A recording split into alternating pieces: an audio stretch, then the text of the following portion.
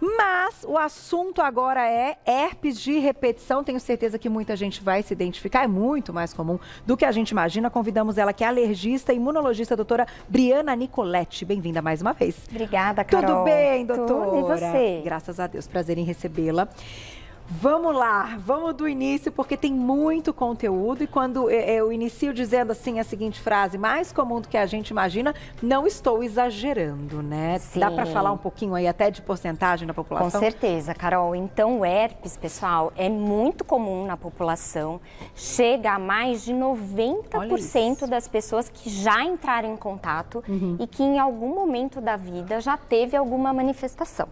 Tá. A gente tem tipos diferentes de herpes. Então, herpes tipo 1, que geralmente é o herpes labial ou próximo da região do nariz. Tá. E o herpes tipo 2, que geralmente acomete a genital, às vezes glúteo, alguma parte ali do corpo. E zoster, que a gente também vai falar. Vamos começar então, vou colocar a primeira tela aqui, a gente vai indo num passo a passo para entender a respeito de todos, para poder tirar dúvidas do público já já. Vamos lá. Então, fatores que aumentam crises de herpes tipo 1 e 2.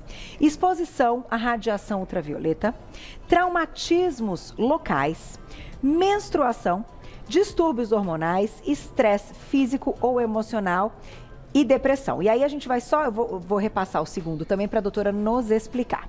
Má qualidade de sono, uso prolongado de antibióticos, imunodeficiência congênita ou adquirida, tratamentos que diminuem a imunidade e quadros crônicos inflamatórios. Ou seja, a lista é enorme.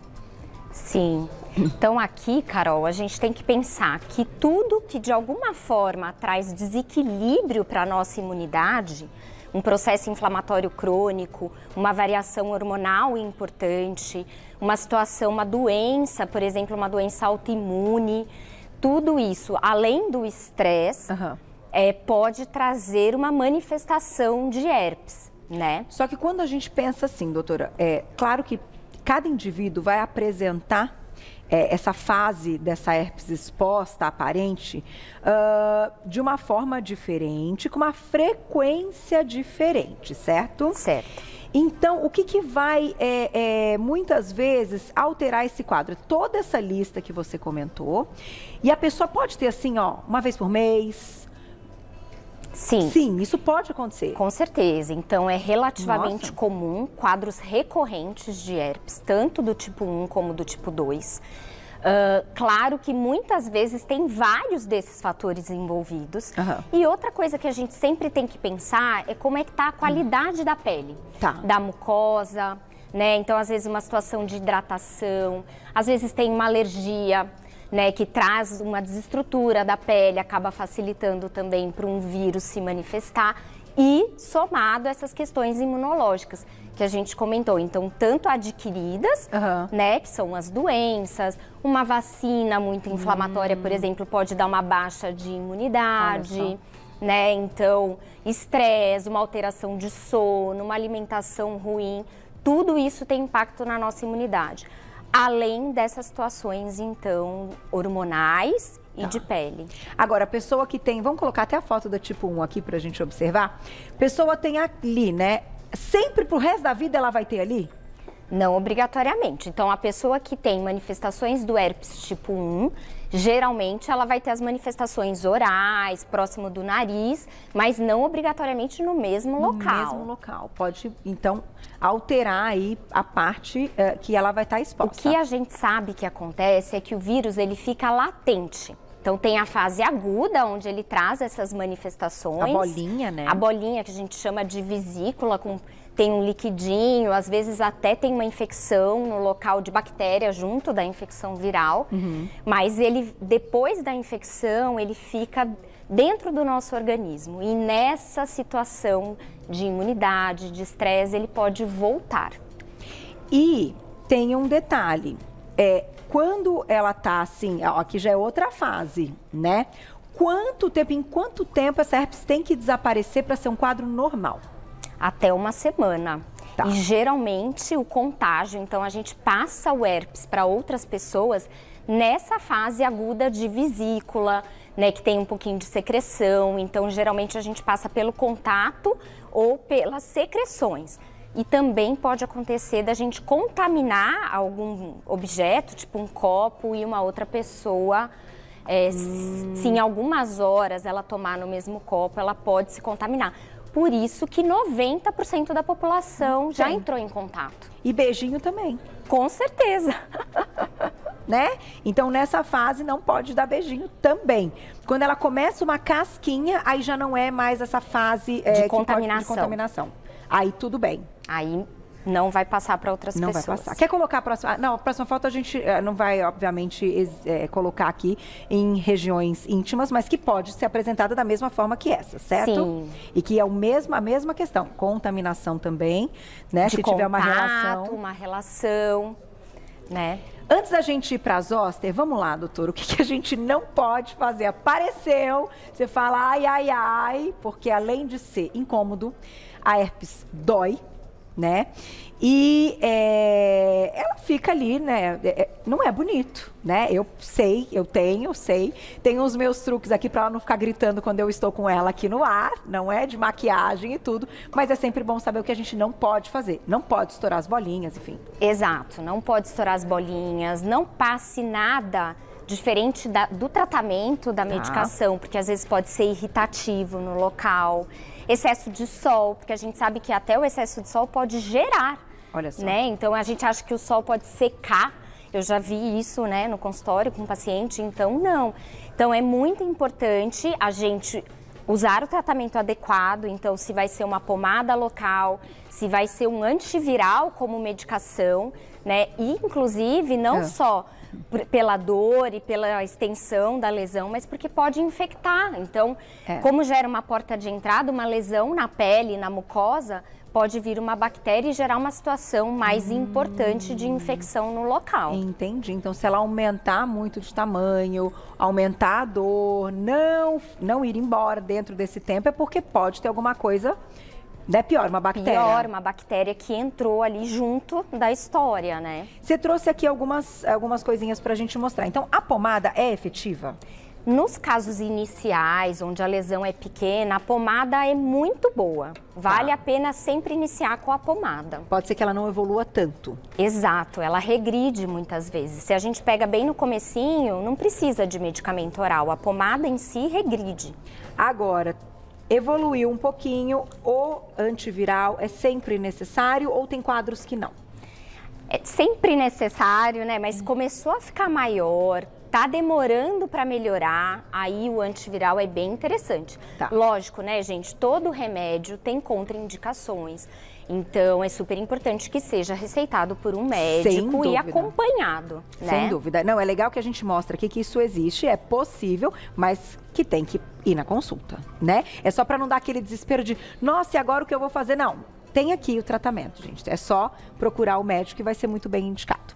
Vamos colocar já a perguntinha? Quem escreveu pra gente? Olha lá. Mari, querida, beijo. Feridas internas, como dentro da boca, bochecha, pode ser herpes também?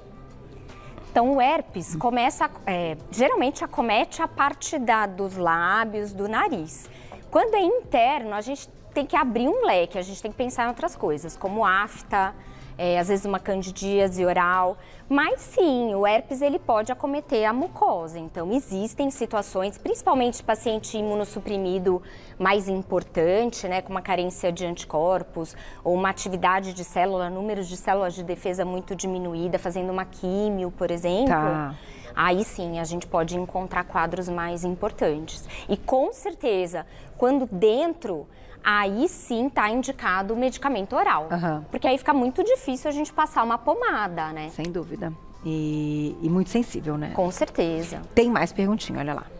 Obrigada, Aline, um beijo. Herpes zoster pode ser um gatilho para neuropatia periférica? Então vamos lá, aproveitando a pergunta da Aline, vamos entender herpes zoster, que é diferente do quadro dessa herpes tipo 1 e 2. Sim, então o herpes zoster é uma outra família de herpes.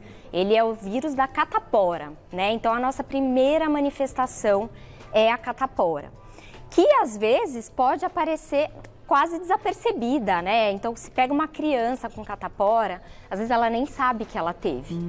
E numa segunda manifestação, então, principalmente quando existe uma queda de imunidade, ele aparece como o zoster, que é essa lesão que a gente está mostrando aqui na pele, que segue os nervos e provoca, além da lesão de pele, que é bastante dolorosa, uma inflamação no nervo.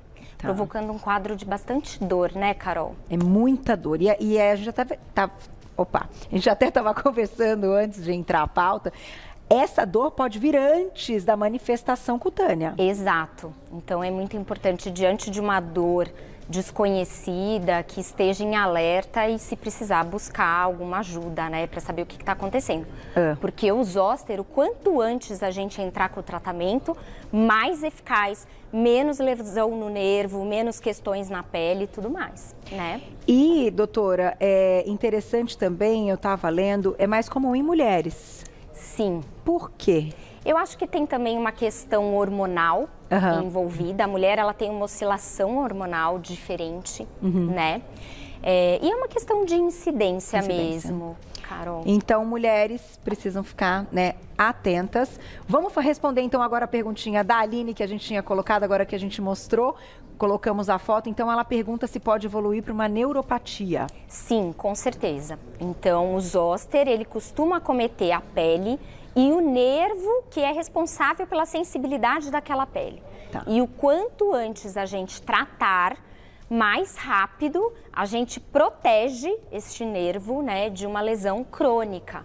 Porque muitas vezes, após a lesão da pele, ela desaparece, está resolvida, mas pode deixar essa neuropatia periférica por meses, até mais tempo do que isso, né, Carol? Dá uma sensibilidade local também, né? A pessoa, às vezes, acaba ficando dos relatos, agora tentando uma palavra. Uma lesão assim, de queimadura, é uma queimação. Entendi. Que parece que tem um bichinho ali, só que não tem. É mais ou então, menos mais isso. do que uma coceira, ela dá aquela sensação de ardência, de queimadura. E quais são, até para a gente ficar sempre atento, os locais, né, de manifestação, os mais comuns da zoster? E o zoster, ele pode acometer qualquer região do corpo, né? E isso independe do estado de imunodeficiência. Acontece também na face, que pode levar à paralisia facial. No tronco é uma região importante, glúteo, irradiando para as pernas. Então, não existe um local preferencial. Pode aparecer em qualquer lugar, porque é questão do nervo, né? Tem mais perguntinha, olha lá.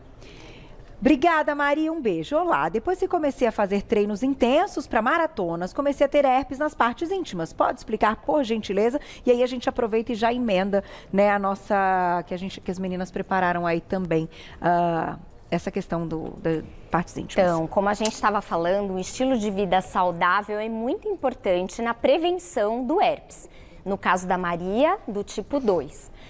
Então, ter uma alimentação saudável, uma prática de exercícios, uma boa qualidade de sono, beber bastante água, gerenciar o seu estresse de alguma forma, repor vitaminas se eventualmente precisar. Mas o excesso de exercício, né, Carol, também pode trazer danos no seu sistema imunológico. Então, tudo é equilíbrio, na verdade, né? Maratona não é mole não, hein, Maria? Um beijo pra você. Eu sou doida com corrida, mas me seguro. Faço maratona não. Eu acho tem que se preparar, né, Carol? Porque no final, gente, o que a gente vai ter dessa parte, até a doutora colocou aqui pra gente ilustrar, desse suporte todo nutricional, a gente não consegue chegar para deixar o corpo equilibrado para a pressão e para o estresse que ele sofre para uma maratona e o treino para maratona, né? Então pode ser que seja por causa disso, a imunidade dela não tá legal. O consumo acaba sendo muito grande físico, né, para uma maratona. Não é mole, viu, Maria? Tem que ter muita orientação. Com certeza. Porque é claro que é possível. Nossa, eu sou fã aí de muitos maratonistas, mas com tudo bem certinho, porque senão o negócio desanda. Tem mais perguntinha, olha lá. Obrigada, Samanta, um beijo. Quando tomo banho de mar e sol, fico com herpes. Qual a explicação? Bom, o mar e o sol, eles trazem uma questão física para a pele. Lembra que a gente estava conversando sobre uma boa qualidade de pele, né? Então, o mar, pela questão do sal, ele pode acabar deixando a pele mais seca e desestruturada. O excesso de sol também. Então, eu acho que é aí que para aquela pessoa, né, não é todo mundo, mas que acaba trazendo uma vulnerabilidade e trazendo uma questão de herpes. Olha, né? Que interessante. Vou colocar mais uma... antes de colocar a próxima perguntinha, eu comentei, eu tenho uns truquezinhos de maquiagem para não ficar exposto, porque eu acabo passando um pouquinho de base. Só que eu descobri, e isso eu já falei em outras pautas, gente.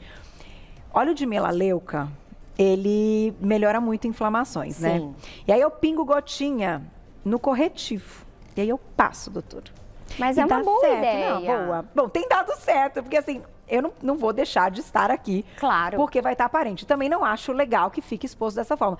E aí, um belo dia, tive essa ideia e aí deu certo.